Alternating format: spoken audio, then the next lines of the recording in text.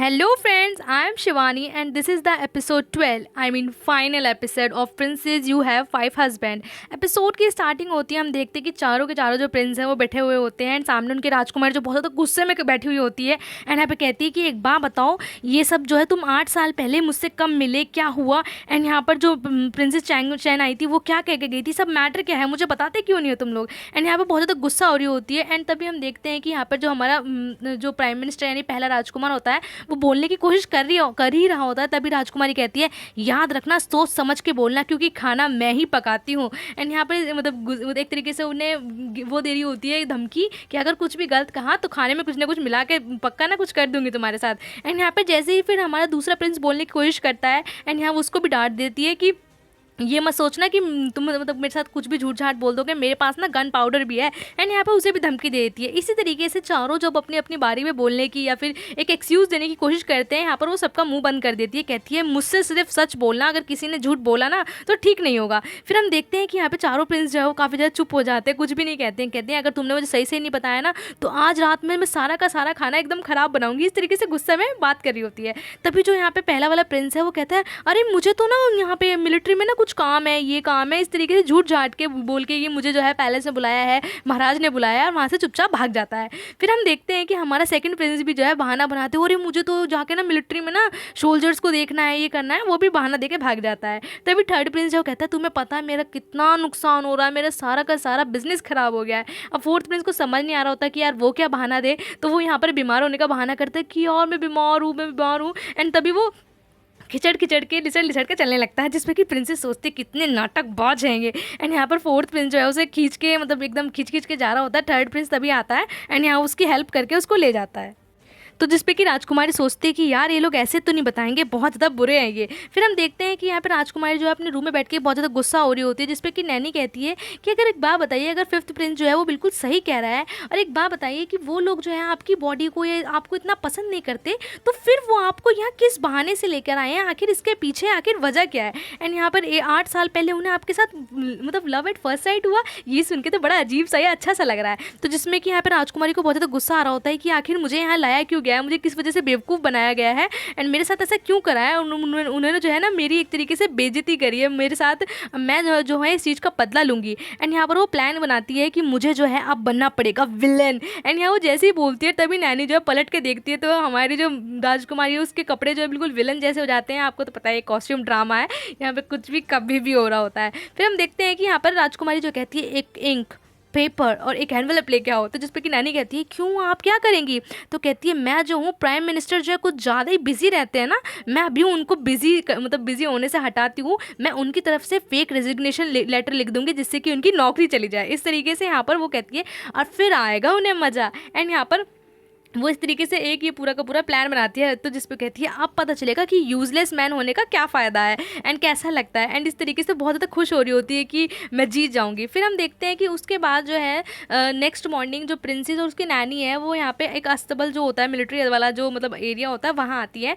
And जिसपे कि राजकुमारी कहती है कि अभी मतलब नैनी बोलती है कि हमें ना थोड़ा जल्दी आना चाहिए था एंड इस ब्रॉड डे लाइट में तो हमें कोई ना कोई देख ही लेगा। तो जिस पर राजकुमारी कहती है मैंने तुमसे कहा था कि मुझे 3 बजे उठाने आ जाना। तो जिस पे नैनी कहती है मैं 6 बजे से कब से तुमको जगाने में लग रही थी, तुम जब 5 बार उठाया तुम 5 बार नहीं उठी। जिस पे कि राजकुमारी कहती है अरे अरे छोड़ो ना इन सब चीज़ों में काहे को लड़ रहे हैं, अब आ गया तो काम करते हैं ना। तो जिस पे कि वो कहते हैं कि आखिर प्लान क्या है? तो कहती है हम यहाँ पे सेकंड मास्टर के लिए नहीं आए, बस ये देखो सेकंड मास्टर है तो नहीं।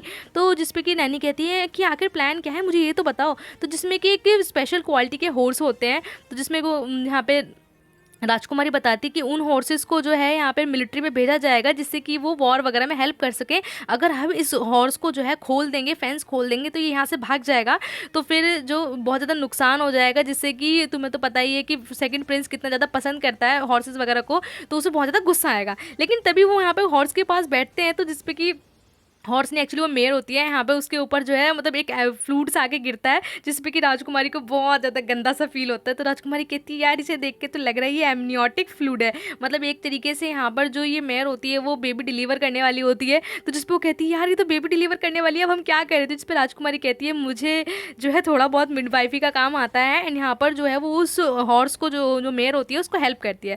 फिर हम देखते हैं कि यहाँ पर दोनों जो है बहुत ज़्यादा गंदी हो जाती है, दोनों की हालत बड़ी ख़राब हो जाती है। और ये जो है फर्स्ट फर्स्ट प्रिंस और सेकंड प्रिंस की बात जो है छुप छुप के सुन रही होती है, जो कि एक्चुअली जो है महल से आए होता है। तो जिसमें कि यहाँ पे सेकंड प्रिंस जो है वो फर्स्ट प्रिंस से पूछता है कि आप तो बहुत ज़्यादा खुश हैं। तो जिसपे कि सेकंड प्रिंस कहता है हाँ पता नहीं महाराज, सॉरी फर्स्ट प्रिंस बोलता है पता नहीं महाराज को क्या हुआ था, कह रहे थे कि तुम जो है छुट्टी पर चले जाओ, तुम बहुत ज़्यादा काम करते हो और तुम्हें जो है आराम की ज़रूरत है, और उन्होंने जो है मेरी जो ओहदा है वो उसको भी बढ़ा दिया और मेरी सैलरी भी बढ़ा दी है। एक्चुअली उन्होंने इसलिए ऐसा किया होता है क्योंकि उसने फेक रजिस्ट्रेशन दिया होता है, तो जिससे कि महाराज को लगता है कि यार ये अगर ये रिज़ाइन कर देगा तो काम कौन करेगा, तो जिस वजह से महाराज उसकी जो और पावर्स है उसको बढ़ा देते हैं, जिस वजह से बहुत ज़्यादा खुश होता है। तभी वहाँ पे सेकंड प्रिंस बताता है कि हाँ आज मैं भी ना मतलब अस्तबल गया था, जहाँ पे मैं थोड़ा रात में लेट हो गया था क्योंकि मैंने ड्रिंक कर ली थी। तो मैंने वहाँ जाके देखा जो हमारे स्पेशल क्वालिटी के मेयर्स हैं उन्होंने जो है कि वो दिया था एक मतलब एक नेचुरली बेबी दिया है, एंड मैं उसे देख के बहुत ज़्यादा खुश हुआ क्योंकि अभी तो वॉर वगैरह जैसे तो कुछ है नहीं। तो वो इस तरीके से यहाँ पे एक तरीके से जो हमारा सेकंड प्रिंस है उसका भी फ़ायदा हुआ होता है। तो जिसे सुन के राजकुमारी को बिल्कुल अच्छा नहीं लग रहा होता है कि यार उसने इतनी मेहनत करी और उसका सारा प्लान चौपट हो गया। फिर हम देखते हैं कि नैनी जो है आती है यहाँ पे राजकुमारी को बताती है कि मैंने जो है इतनी महंगी महंगी ज्वेलरी खरीदी, इतना पैसा उड़ाया, बड़ा मजा आया। लेकिन वो कहती है कि एक बात बताइए आप इतना पैसा उड़ा क्यों रही हैं, जिस पर वो कहती है कि मैं इतने पैसे उड़ाऊंगी, इतना स्पेंड करूंगी जिससे कि क्या होगा कि जो थर्ड प्रिंस है उसका नुकसान होगा क्योंकि सारे के सारे पैसे वगैरह जो है वो वही संभालता है। तो यहाँ पर राजकुमारी जो है बहुत ज़्यादा अलग अलग मतलब पूरे शहर की मार्केट से बहुत सामान खरीदवाती है। तो जिसपे कि नैनी जो है कहती है चलो कोई बात नहीं अगर ऐसा है तो ठीक है। फिर यहाँ पर वो फोर्थ प्रिंस के जो महंगे महंगे अच्छे कपड़े होते हैं ना उनको उठा के ले आती है। तो जिसपे कि राजकुमारी कहती है बांट दो इन सारे के सारे कपड़ों को। तो कहती है पर ये तो फोर्थ प्रिंस के फेवरेट कपड़े हैं। तो कहती है तो क्या हो गया, जब उसके कपड़े बटेंगे ना तब उसे मजा आएगा। एक्चुअली उसने सभी के लिए गड्ढा खोदा होता है, लेकिन यहाँ पर दो का तो खराब ही हो चुका है होता है कि क्योंकि फर्स्ट प्रिंस और सेकंड प्रिंस का तो उल्टा फ़ायदा हो जाता है। तो फिर हम देखते हैं कि यहाँ पर जो हमारी राजकुमारी बहुत ज़्यादा खुश हो रही होती है। सभी जो है वो रात में डाइनिंग टेबल पे आ जाते हैं, खाना खा रहे होते हैं। तभी जो फर्स्ट प्रिंस है वो कहता है कि और बताओ तुम लोगों का काम कैसे चल रहा है। तो जिस पर थर्ड प्रिंस है वो बताता है कि मेरा बिजनेस तो इतना अच्छा चल रहा है कि आपको क्या ही बताऊं, क्योंकि जितने भी लोग हैं उन लोगों की जो एवरेज इनकम है वो बहुत ज़्यादा बढ़ गई है। तो जिस वजह से मेरा भी फ़ायदा हुआ है और जितने भी जो सबसे बड़ी बड़ी टॉप सेल्स हैं उनमें मैं शेयर होल्डर हूँ। एंड यहाँ पे इस तरीके से तारीफ़ कर रहा होता है और कहता है तुम्हें पता है मैंने कितने पैसे कमाए, मतलब मैंने 5000 टेल्स ऑफ गोड्स की मतलब मेरे को एक्स्ट्रा इनकम हुई है। एंड ये सुन के जो है बहुत ज़्यादा खुश होते हैं अपने थर्ड प्रिंस के लिए। एंड तभी हम कहते हैं कि फोर्थ प्रिंस तुम्हारे साथ कैसा हुआ। तो फोर्थ प्रिंस कहता है कि एक्चुअली मैंने जो है पहले से सोचा था कि मैं अपने सोल्जर्स वगैरह को जो है उनकी जो गर्लफ्रेंड्स हैं उनकी जो औरतें हैं मैं उन्हें जो है अपने मिलिट्री के जो बंदे हैं उन्हें कपड़े बांटूंगा जिससे कि सभी लोग जो है अच्छा फील करें। एंड मैं चाहता हूँ कि जो हमारे बीच मतलब सामने जो वॉर होगी उसके लिए हमारे सोल्जर्स पहले से रेडी रहें, खुश रहें, इसलिए मैंने ऐसा किया। और वहीं पर ये सेम चीज़ जो है हमारी राजकुमारी पहले ही कर चुकी होती है मतलब राजकुमार की तरफ से। तो एक तरीके से यहाँ पर राजकुमार का भी फ़ायदा हो जाता है। तो जिसपे कि राजकुमारी को सुन के बहुत ज़्यादा गुस्सा आता है कि यार मैं जो भी गड्ढा खोद रही हूँ जो भी सोच रही हूँ वो सारी चीज़ें उल्टा क्यों हो रही है। एंड यहाँ पर उसे बहुत गुस्सा आता है, वो गुस्से में वहाँ से चली जाती है। तो जिस पर यहाँ पे चारों राजकुमार सोचते हैं कि इसको क्या हुआ, इसको क्या परेशानी है। लेकिन फिफ्थ प्रिंस को घंटा फर्क नहीं पड़ रहा होता, वो तो अपने खाने में लगा हुआ होता है। लेकिन बाकी चार जो है अपनी खुशी बना रहे होते हैं। तभी हम देखते हैं कि फिफ्थ प्रिंस सोचता है अच्छा हुआ यार मैं बच्चा हूँ। फिर हम देखते हैं कि राजकुमारी जो है अपने रूम में आ जाती है और कहती है मैंने जो भी प्लानिंग करी सब कुछ खराब गई, लेकिन मैं ऐसे हार नहीं मानूंगी, मुझे जो है कुछ ना कुछ करना पड़ेगा। एंड यहाँ वो कहती है अब मुझे जो है अपना ट्रम्प कार्ड निकालना ही पड़ेगा। जिस पे कि नैनी कहती है ट्रम्प कार्ड वो क्या है। तो जिस पे कि यहाँ पे राजकुमारी जो है वो बोलती है कि मैं अपने आप को तो मतलब मैंने इन्हें तो धोखा दे के देख लिया लेकिन इनके साथ तो कुछ नहीं हुआ, अब मुझे खुद को पेन पहुंचाना पड़ेगा जिससे कि इन्हें दुख हो। एंड यहाँ पर फिर मुझे तब मज़ा आएगा। एंड यहाँ पर वो जो है वो भागने का मतलब एक प्लान बनाती है। तो वो भागने के लिए और तो कहीं जा नहीं सकती, वो महल पहुँच जाती है जिसपे कि महल में जो है महारानी उसका वेलकम करती है, कहती है आपका यहाँ कैसे आना हुआ। तो जिसपे कि राजकुमारी कहती है आपको तो पता ही है ना मैं आप मेरी कितनी अच्छी बेस्ट फ्रेंड है। तो जिसपे कि महारानी सोचती है ये मेरी बेस्ट फ्रेंड कब बनी। एंड यहाँ पर जिसपे कि राजकुमारी को सब कुछ पता होता है, उसने ना एक्चुअली सब कुछ बातें जो पता कर ली होती हैं। तो यहाँ वो कहती है कि तुम्हें जो है तुम यहाँ क्यों आई हो एंड तुम्हारा यहाँ पे क्या काम, तुम्हें अपने हस्बैंड के पास रहना चाहिए ना। तो जिसपे वो कहती है नहीं अब मैं यहीं रहूँगी, उन्होंने मेरे साथ बहुत ज़्यादा गलत किया है। तो जिसपे कि महारानी कहती है कि तुम्हारे हस्बैंड तो तुमसे बहुत प्यार करते हैं, सारा तुम्हारा काम करते हैं एंड तुम्हें पता है ना महल तो कितना छोटा है, तुम यहाँ कैसे रहोगी, तुम ना ऐसा करो वापस चली जाओ। उसे बार बार जो है बोल रही होती है। तो जिसपे कि राजकुमारी गुस्सा हो जाती है, बस अब चुपचाप अपने घर चली जाओ। तो कहती है कि आप मेरी बात क्यों नहीं समझती है, मेरे हस्बैंड भले ही मुझसे प्यार करते हैं लेकिन मैं वहाँ से इसलिए भागी हूँ क्योंकि उन्होंने मुझे झूठ बोला है। कहती है झूठ, झूठ किस चीज़ का। तो वो बताती है कि एक्चुअली मेरी जो ये पीस मेकिंग मैरिज थी ये सब कुछ एक प्लान था, अब मुझे जानबूझकर यहाँ पर लाया गया और इसके पीछे एक बहुत बड़ी वजह है जो कि इन लोगों ने मुझे आज तक नहीं बताई। तो जिसमें कि महारानी कहती है अच्छा चलो यार मैं इसमें तो कुछ तुम्हारी मदद नहीं कर सकती एंड जो भी तुम्हारे साथ हुआ हो एंड यहाँ पर वो इस तरीके से बात कर रही होती है कि लेकिन तुम जो यहाँ पर आई हो, तुम्हारे मतलब जो तुम्हारे यहाँ के होम टाउन के जो महाराजा थे उसने ही तो भेजा था, तो इसके पीछे क्या वजह हो सकती है। एंड यहाँ पर वो इस तरीके से बातें कर रही होती हैं।